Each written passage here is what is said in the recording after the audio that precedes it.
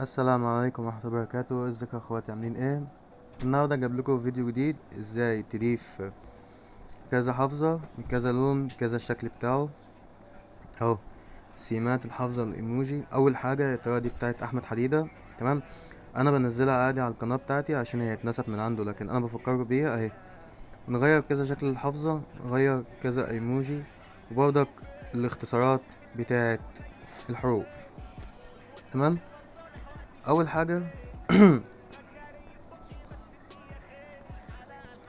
اول حاجه هتبقى الملفات بالمنظر ده، عباره عن ريس وسمايل وسويتشات واللي هو الرقم بتاعه. تمام. انا مجرد بشرحها لك، مش الطريقه بتاعتي، بس هي تاني مره على اليوتيوب لحد يشرحها، اللي هو مكان احمد حديده. تمام.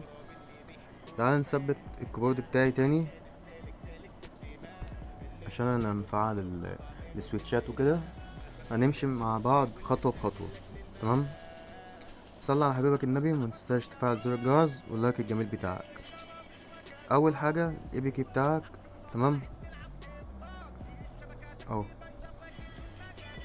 هتخش على select APK، بعد كده الكيبورد iOS فايل edit، بعد كده all files. تمام.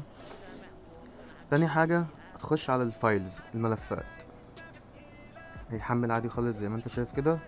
بعد كده تفك السمايل بحيث انك تخلص منها اول باول. كده تخش على الريس.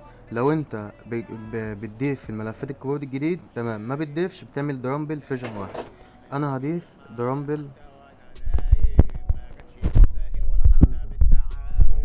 لان انا ضايف كذا حاجة. أربعة.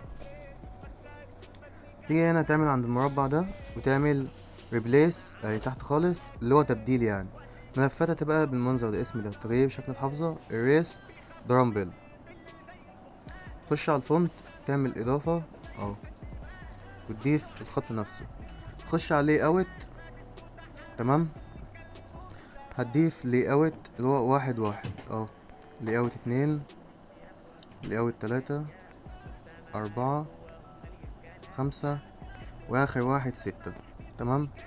تيجي عند اللي اوت فيرجن 4 اللي انت عامله، تعمل ريبليس برضك ولي اوت فيرجن واحد وتبدل. كده انت خلصت ملف الريس. تطلع وتجيب السويتشات. تمام. خش على السمايل، تضيف ملف. انا بس طلعت من اداره الملفات وكده، فلازم اخش تاني. تمام. او السمايل اهو، تاخد كوبي بتاعه اهو، وتعمل اضافه اول ما تخش السمايل.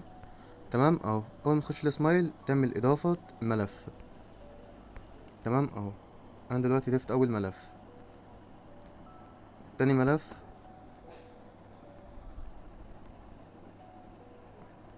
اه بالمنظر ده.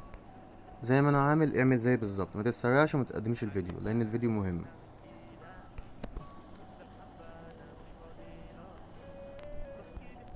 اه كنت المفروض انزل الحاجه دي في التحديث الكيبورد بتاعي، بس انا قلت لا بلاش، اخواتي اهم مني بكتير ولازم يستفيدوا برضك بالشرح.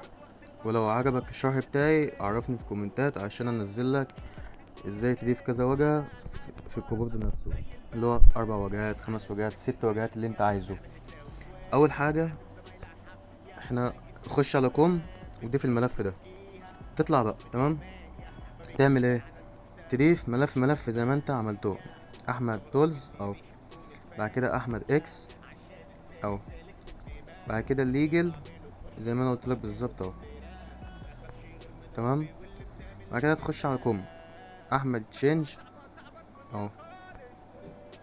بعد كده تخش على اندرويد انبوت هود ليتن، تنزل تحت خالص تدور على ديكشنري اديتور اهو، هتبدله بالملف اللي هو اللي بره ده اهو. هل كده خلصنا؟ لا لسه السويتشات اهو، عشان تتاكد خلصنا الريس والسمايل، فاضل السويتشات انا ضفتها بره.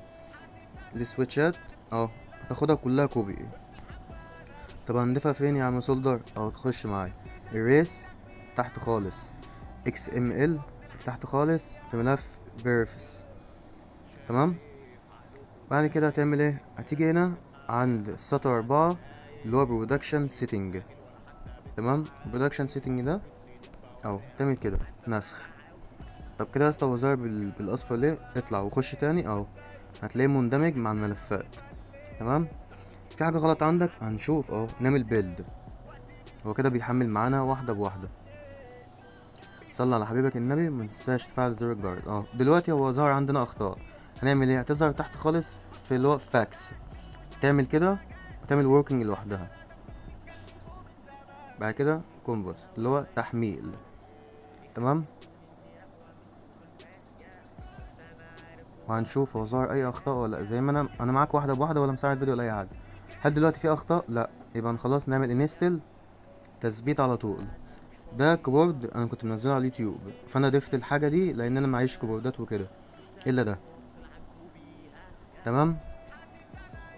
دلوقتي اهو كده احنا ايه خلصنا. خش على خش على اللي هو النوتس بتاعتنا. خش على السيتنج، هتلاقي فين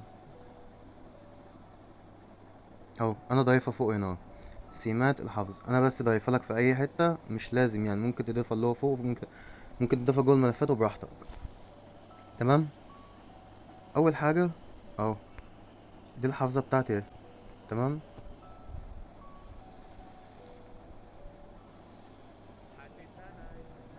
اهو انا دلوقتي الحافظه بتاعتي اهي، اول واحده اهي. بص بتتغير ازاي اهو. حتى لو تفتكر انا بديلك اللي هو كذا حاجه، فاهمني؟ برضك الاعدادات السيتنج بتتغير معاها اهو. لو انا عايز الاساسيه انت بتلغي البتاعه دي بس، ويظهر لك الاساسيه اللي انت ضايفها بنفسها، يعني انت ما غيرتش اي حاجه، يعني تعبك ما راحش على الفاضي. طب الايمو اهو، اهو زي ما ظهر قدامك. طب يا اسطى السويتشات دي عباره عن ايه؟ عن 16 زرار ايمو، و16 زرار حافظه، و16 اختصار زرار يعني بتاع الاختصارات. تمام. اهو انا عملت لك كل حاجه، وعملت لك بالترتيب كل حاجه. ما تنساش تفعل زر الجرس وتعمل لك الجميل بتاعك. كان معاك محمد فولدر، وبقوا قولوا لي انزل الفيديو بتاع اللي هو تركيب كذا وجهه ولا لا.